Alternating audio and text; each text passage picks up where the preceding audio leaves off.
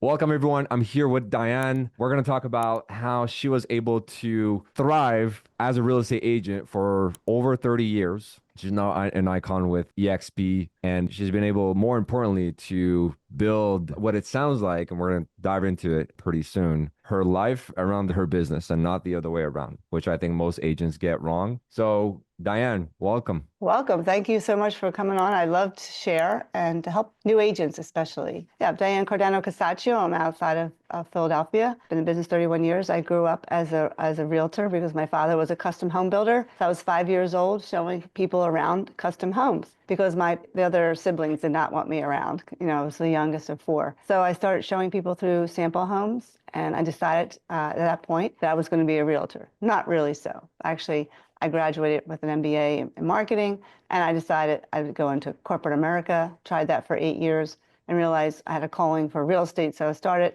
in real estate, and I walked into my first expired listings in 1993 when I got started. Everything was expiring. Homes were selling at 150 days. And I walked in, and I said, oh, you need to paint this, do that, get that out of here. And I sold that house in 26 days because I call it the model home mindset. All I knew from real estate was working with my father, custom homes. What do you walk into a model home? What does it look like? It's beautiful. Yeah. There's a negligee in the closet there. And I helped create all that with him. And even at five, I'm taking people through.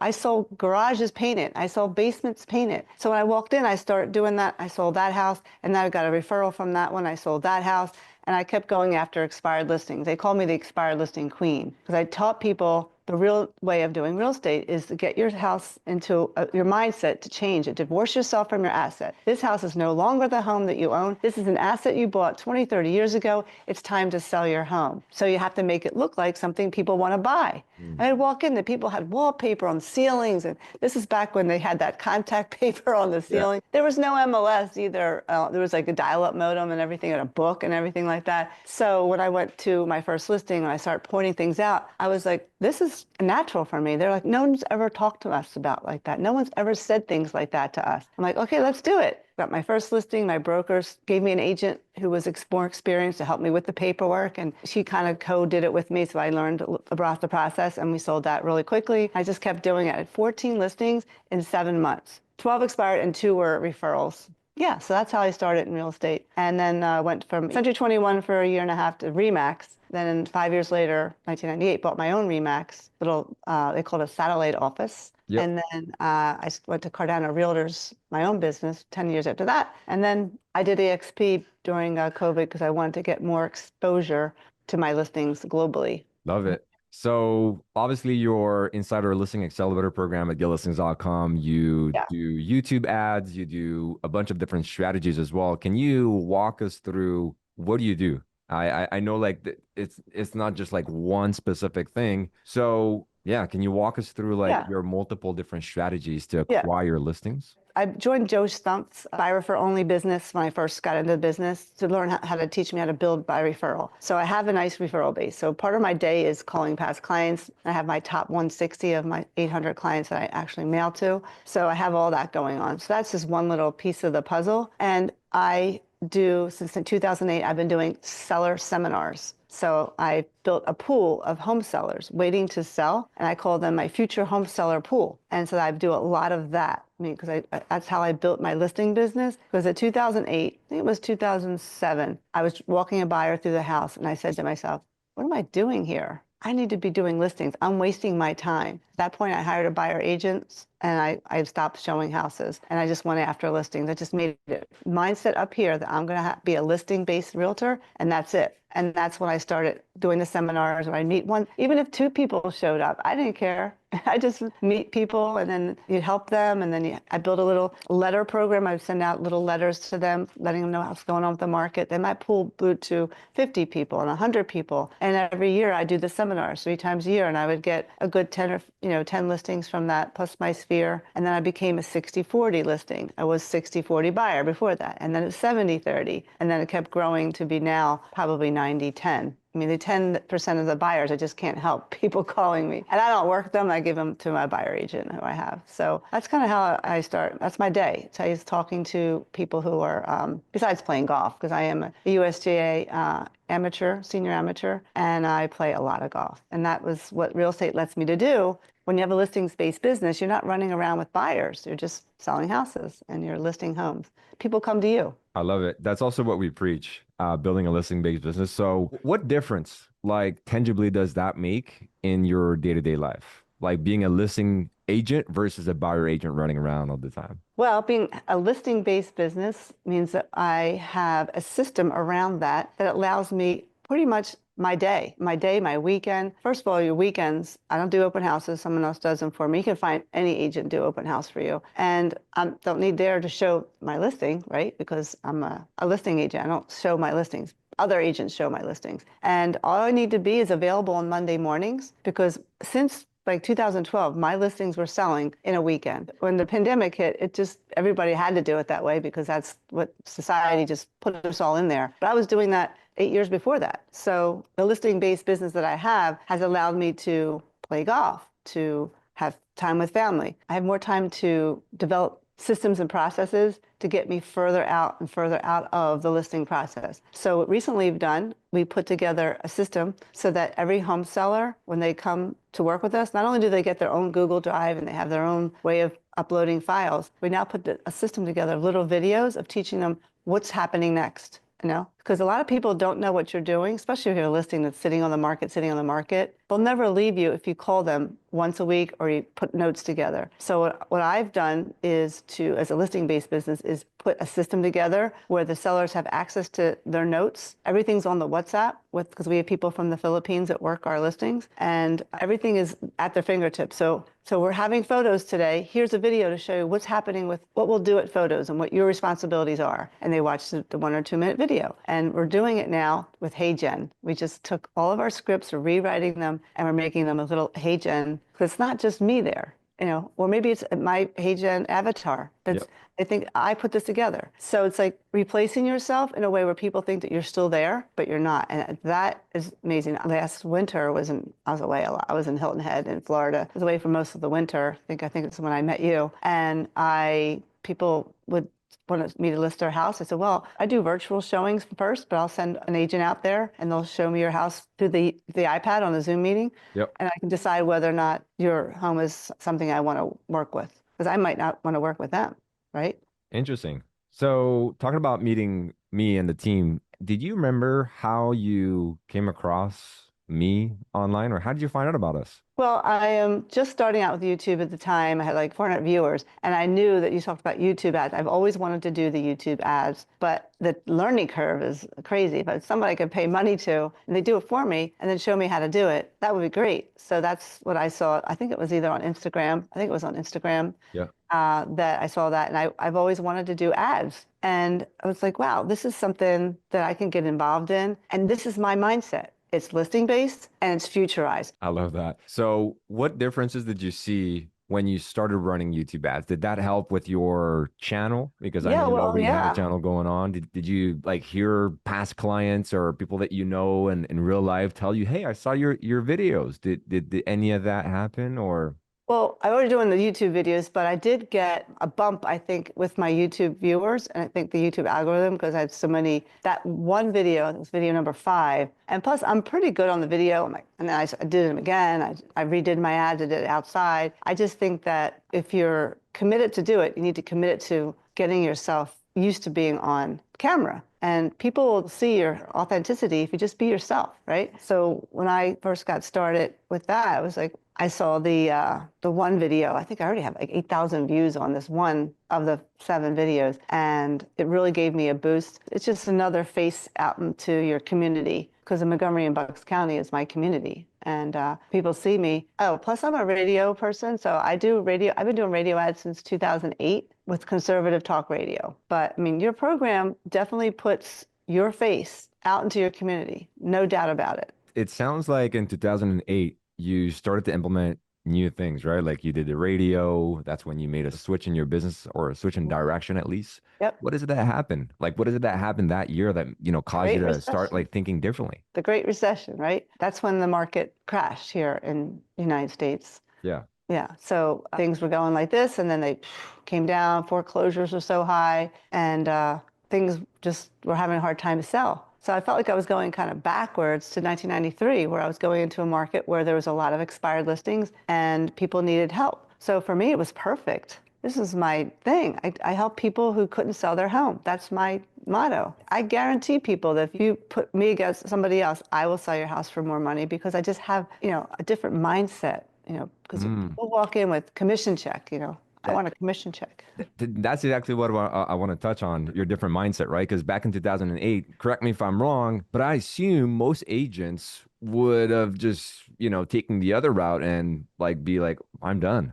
I'm quitting. I'm hanging my license. A lot of people did. Yeah. So what is it that like I guess got you to feel like, you know what? I'm like when people are like backing out, this is when I'm gonna be doubling down on my business. Well, when things go bad, all you can think about is what it's going to be like when they're good. When they're good, I said to myself, I have a friend of mine, his name is Brett, and he said, now's the time to do this. And as I was talking to him, he was my coach at the time, and I was telling him where I was at. I wanted to be in the listings. And he said, now's the time so that when 2000, 3 years from now, when everybody's starting to sell again and things are getting better, you're going to be that agent who's gone through their house and done a room by room review where I go through each room and I give him like some tips. Let's start doing seminars. And I said, okay, this is great. Let's start doing seminars. I think like right now the market's shifting, right? So you want to be that agent. You want to get as many homes as you can now for the future. That's what it's like. You always have to predict what's going to happen in the future. If things are slow, it's great. It's not bad. It's a great thing because now you can really start building your business up to being, when the time it goes good, you're the agent who talked to them first, who came to their house, helped them with some low-cost fix-ups, and gave them great ideas, and you've kept in touch with them. They're the first person you're going to call. They're not going to call on an ad on YouTube. They might, oh, this is kind of interesting, if you've already given them a guide. Yep. So that's one thing, is like you can use your leads and then kill them with kindness. Yeah. Give them as much information as possible. I agree, and that's what we tell to that's what we say to all of our new members joining us. It's like it's not just one thing. It's not just YouTube ads. It's everything else. It's how you present yourself. It's how you show up online. It's when they Google your name, how do you show up online? It's all these Right. little things, like you said, that are like kind of pre-selling them. Yeah. So then when they are ready, then you're the obvious choice. Now you're in a great spot where you're able to sustain yourself just with referrals, word of mouth, and repeat. On top of like being in the business for a long time, how does one ensure they get repeat business and referrals? Okay. Well, I've been doing that for 20 some years, but the most important part is you said referrals. Plus, I have this whole pool of home sellers. I have 350 people who next year probably 10 or 15 will move that I'm already starting to work with. Okay, so I can talk about that a little bit later. But my referral business, I've been doing with Joe Stump by referral, and the first thing to do is have a client party. And I've heard this, have a client party and do this with your business. He taught us how to be by referral only. I just learned it from the very start. So I would say, if you're getting the business, take your one client and make them feel like they're the only client that you have, because that's what it's like. You only have one client. And then you get the next client. You do that by keeping in touch with them, getting their birthdays. Very importantly is calling on their anniversaries, of course, and letting them know from the first time you meet them, the first time you're at the consultation. Now it's on Zoom. It used to be you go in, the buyers would come to your office. Sellers, you go to their house, or a lot of times my first interaction with the seller is on Zoom. First thing is, I know that we might not be the right fit, right? But one thing I have to tell you is that my business, my goal, is only goal I have right now is that you're so outrageously happy with the help that I give you that you introduce to me at least one or two people even before the transaction is over. Is that okay with you? That's how I work my business. And the very first step, you just talk about that you're working there to get their business. Yep. Very first step. That's the first thing. And if that's something that you would do, are you somebody that introduced me to people? If I did a great, outrageous job for you, and they're like, yeah, yeah, yeah, or no, I don't have a big pool of people. And so maybe that we're not the right fit. Time for me Mhm. to go, walk out. Really? Okay, so you would turn them down if like they wouldn't necessarily be I able to refer you out? I haven't had anybody tell me that they don't know people. Okay. And you could have, so the other thing too is when I meet with people, especially with buyers, when I used to come in the office, but now I do it on by Zoom. Mm-hmm. I ask them to fill out a form. FORD, family, occupation, recreation, dreams. Who's in your family? What do you do? What do you like to do? Sports, whatever, Yep. watching football. And what are your dreams? And I also ask them, one of these four characters meets you. Is it, I can figure out if they're D personalities. You can tell a C personality right from the start, like an engineer type Yep. guy. And then the S personality, and most people with S personality would write all over it in the back. They would so you would know the personality, and those people and the eyes. My God, they tell you to everybody. It's just like finding the right people and knowing who they are right from the start. But I never really had a problem getting that type of thing from people. So I Okay. just have that feel. Yep. Love it. Okay. So we talked early on about systemizing your business and everything that you do so that, you can delegate that off like a real business that you own and that you run instead of like being ran by it, being stuck in like the day-to-day task. What are like some of the softwares that you use on a regular basis to make that happen? I call them VAs from the Philippines. Okay. Because I use Loom, I use Loom right from Loom. Okay. pandemic That's hit. one. I went onto Loom and I started Looming. I have a lady from the Philippines, 24 years old, has no I ever did financial stuff doing my QuickBooks. Mm. Yeah, because I told her how to do it and did a system. It's all there. I didn't need to, obviously she has questions here and there. So Loom is my favorite tool because now people can, okay, it's 10 o'clock at night. I want somebody to know something that I want them to do tomorrow. So I'll do a couple for them. I say, here's what I'm going to do. Poo-poo. Send them a Loom and then I'm done for the day. Here's all the Looms. Here's my ideas. Because, if you're owner of the business, you're a risk taker. You're in real estate if you're a risk taker. And you have a lot of ideas. Like, especially I'm a high D personality. I have idea and I'm very creative. Every day I have a new idea. So I loom my ideas and I give that to somebody, put that down as a project, and then let me know when you have it organized and ready to go, and I can help you get started. So I think everything on paper using Loom. I use using now HeyGen, which we're going to get really heavily involved in that. I use ChatGPT. I use Claude a lot. I think I like Claude a little bit better for some things and Chat for something else. Obviously, I pay the paid version. We use Veed. Veed is a program that takes your videos and she does my shorts with those. So she can do it. I don't have to hire an editor for that, which is really nice. And that we use Notebook LM. I mean, who doesn't use that? I mean, I use that for my podcasts. I just give them anything about something that I wrote, and they would make it into a podcast like I was president of the United States or something. So that's really good there. Of course, I use 11 Labs to translate. I have my own voice. So I do have two books, and I'm in the middle of getting them voice books, like so that people can listen to them. Audible, whatever, something like Yep. that. I used to use Happy Scribe. I don't need it as much anymore. That would take anything and would transcribe it because now that Google has Gemini, I just started using Gemini for photos. I did my seminar presentation. I needed some photos, and I would say, put a house with a white picket fence and a couple who's a senior couple outside, and put a bubble saying, "I really need to sell, but I don't know what to do." And that's kind of that's my clients, and that Yeah. it would make it that for you. I love the new Gemini that is next level. Google has outbid them all, and I think that is going to be like the next level, Gemini. Yeah, these are good. These are good softwares. I mean, I do love Claude as well for especially when you write copy or when you need like really long, detailed written Oh, stuff that really yeah, does help. Gamma is good. Gamma takes your thoughts on paper, makes it look pretty. Gamma.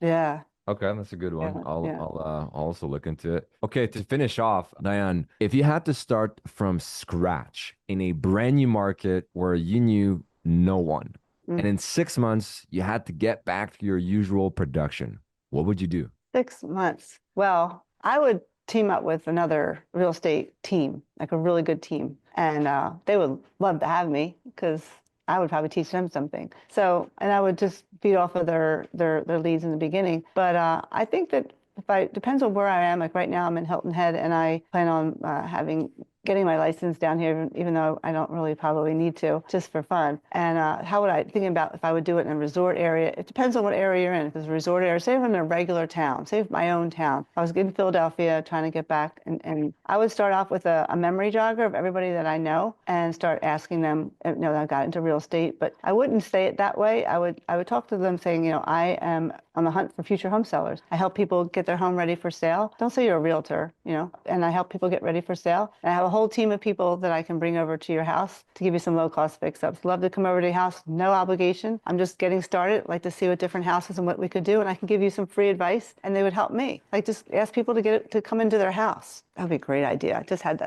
thought of that. And I think that would be a great idea. Just ask people to stop over and give them great ideas. But definitely go, if you're a brand new realtor, definitely team up with, find a team. Find somebody that you can work Team. on. Got it. Awesome. Love that. Thank you so much, Diane. Well, Before we head out, one quick question. What would you say to someone that's on the fence of joining the Listing Accelerator and the team at getlistings.com? Well, make sure that before you get started that you have the mindset, because you don't want to get into something if you don't have the mindset.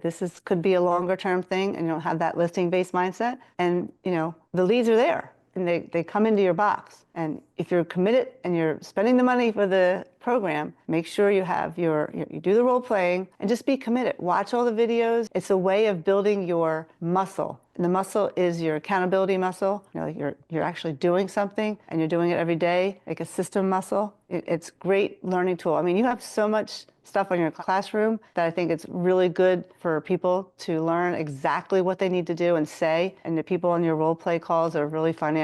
They're really good. And just get out there and don't be afraid to approach people and who are, especially on the people that come into the leads, don't be afraid to call them. They saw you on there. They pushed the button, which allowed you to call them. Just be committed.